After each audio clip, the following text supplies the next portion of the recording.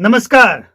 चंद घंटे बचे हैं मनी मिराज केस की सुनवाई शुरू होने में, लेकिन समर्थक गजब कर रहे हैं। बहरहाल समर्थकों के कहने से कुछ नहीं होगा, लेकिन आगे का जो डिकोट है इसको समझना होगा। अभी आप ये समझ लीजिए, मनी मिराज के विरोध में या सपोर्ट में है। Money mirage no bail no खेल। जो लोग ये कह रहे हैं ना कि आज जेल हुई, कल बेल हुई और परसों फिर वही खेल हुई, तो भूल जाए। क्योंकि मनी मिराज के पीछे जो लोग हैं आज, मनु द ग्रेट के साथ जो लोग खड़े हैं आज, वो लोग अब मनी मिराज के सामने खुलकर विरोध करने लगे हैं कि नो बेल नो खेल। अभी अंदर रहना पड़ेगा, तैयारी पूरी है। आप समझिए कि मनी मिराज के ऊपर जो एलिगेशन लगे हैं, यूं ही कोई किसी के ऊपर इतने खतरनाक धाराएं नहीं लगाएगा। इसके पीछे वजह होता है और है, लेकिन क्या है नहीं है ये तो कोर्ट में ही साफ होगा। लेकिन आप एक बात को अच्छी तरह समझिए कि जब दोनों कोर्ट में एक साथ आमने सामने होंगे तो माहौल कैसा होगा। हालांकि वहां की तस्वीर तो ओरिजिनल नहीं आएगी क्योंकि कोर्ट में कैमरा अलाउड नहीं है, लेकिन जो भी होगा आंखों के सामने वो आपके सामने पेश किया जाएगा और आप उसको इमेजिन करके समझ सकते हैं कि अंदर में क्या कुछ चल रहा है। लेकिन बात बेल की है। मनी मिराज के वकील का कहना है कि हम बेल लेकर रहेंगे, हर हाल में पूरा प्रयास रहेगा। लेकिन इनके कह देने मात्र से वो सारे एलिगेशन समाप्त हो जाएंगे, ऐसा लगता है। और अगर ऐसा नहीं लगता है तो फिर जमानत मिल जाएगा, संभव है। समझिए कि जिसके ऊपर आरोप लगे हैं कि उसने मनु द ग्रेट के जान के साथ खिलवाड़ किया है, नशीला पदार्थ खिलाकर या पिलाकर गलत किया है, गलत समझ रहे हैं। इसके अलावे एबॉर्शन, इच्छा के विरुद्ध, इसके अलावे जान से मारने की कोशिश, डराने धमकाने का पूरा प्रयास, पैसे हड़पने और डराने धमकाने, पैसे ना देने जैसे संगीन आरोप है। और जैसा कि आपने सुना होगा, ये शिवनंदन भारती जो कह रहे हैं कि आजकल का एक फैशन हो गया है कि एक साथ रहें और जब विवाद हो जाए तो 376-77 लगाकर और फंसा दो। लेकिन फंसा देना कोई बड़ी बात नहीं है, कोई बड़ी बात नहीं। किसी को फंसा देना, किसी के ऊपर एफआईआर कर देना, बहुत खतरनाक धाराएं लगा देना, एनएसए लगा देना। आपको याद है ना मनीष कश्यप वाला केस। मनीष कश्यप केस में क्या हुआ था? मनीष कश्यप जब बिहार में गिरफ्तार किए गए, एफआईआर दर्ज हुई, कहीं एनएसए नहीं लगा। तमिलनाडु जब जाते हैं वो, तमिलनाडु मदुरई, कोर्ट से कह दिया जाता है कि इनको वापस बिहार भेजिए, वहां कोर्ट में पेशी है। और पहले ही बता दिया गया था कि कोर्ट में पेशी है, ले जाइए, भेजना पड़ेगा। कोर्ट ये कहता है कि भेजिए मनीष कश्यप को।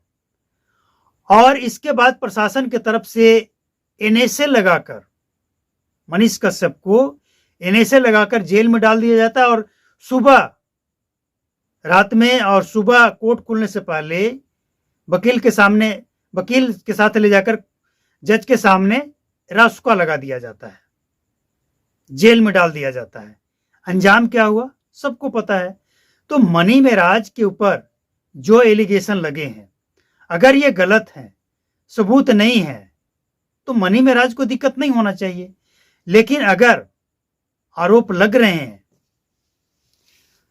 तो कोई सच्चाई कुछ तो होगा ना, कुछ परसेंट तो होगा ही।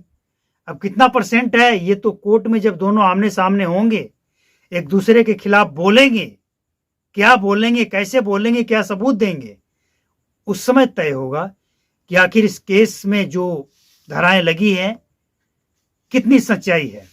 वनु द ग्रेट के साथ क्या हुआ, नहीं हुआ, हुआ भी या झूठ है, सब वहीं पे होगा।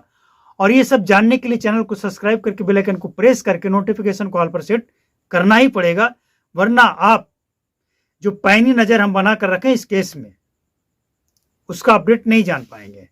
देखिए, रूटीन पेशी मनी मेराज का हो रहा है, लेकिन 29 अक्टूबर जैसा कि शिवनंदन भारती जो एडवोकेट हैं पटना हाई कोर्ट के और मनी मेराज के, वो कह रहे हैं कि 29 को डेट मिला है, सुनवाई होगी और इसके बाद तय होगा, क्या होगा, कैसे होगा, ये तय होगा। लेकिन एक बात बहुत अच्छी तरह से मनी मेराज के खासकर जो समर्थक हैं उनको समझना होगा कि आप ऐसी कोई हरकत ना करें जो मनी मेराज की मुश्किल बढ़ाए। मनी मेराज के ऊपर हम कह रहे थे ना पहले कि मनी मेराज के ऊपर एक एक्ट ये भी लग जाना चाहिए कि इस बंदे ने सोशल मीडिया में गंद फैलाया है, भोजपुरी, मगही और ये मैथिली के नाम पे बहुत गंद फैलाया है। और ऐसे व्यक्ति को कैसे लोग सपोर्ट करते हैं, यही ताजुब की बात है। तो एक्शन का रिएक्शन ये होता है। मतलब जो बात हम आपके सामने रखें और उसका रिएक्शन अगर आ जाए कुछ देर के बाद, तो आप समझ सकते हैं कि एक्शन का रिएक्शन कितना खतरनाक है। लेकिन हम आपको ये बताने आए हैं कि मनी मेराज के ऊपर जो एलिगेशन लगे हैं वो संगीन हैं और आसान नहीं होगा मनी मेराज के लिए जमानत लेना। तो नो बेल नो खेल। और जो लोग इसको मजाक समझ रहे हैं वो इस धाराएं को समझें, जो एलिगेशन लगे हैं ना उसको बारीक से समझें, और जो कानून के जानकार हैं उनसे जाकर मिलें और पूछें कि इन धाराओं का क्या मतलब है, बंदे के साथ क्या हो सकता है। भाई, देश में संविधान है, कानून है और उसी के मुताबिक देश चलता है, वरना अपराध करने वाले, जिहाद करने वाले के ऊपर लगाम कैसे लगता? संभव ही नहीं था ना लगाम लगाना। और वैसे भी मनी मेराज के लिए तो ये कहा जा रहा है कि उत्तर प्रदेश में एफआईआर जो हुआ है, उत्तर प्रदेश में लव जिहाद के इतने खतरनाक एक्ट बने हुए हैं कि तेल निकलना लगभग तय है।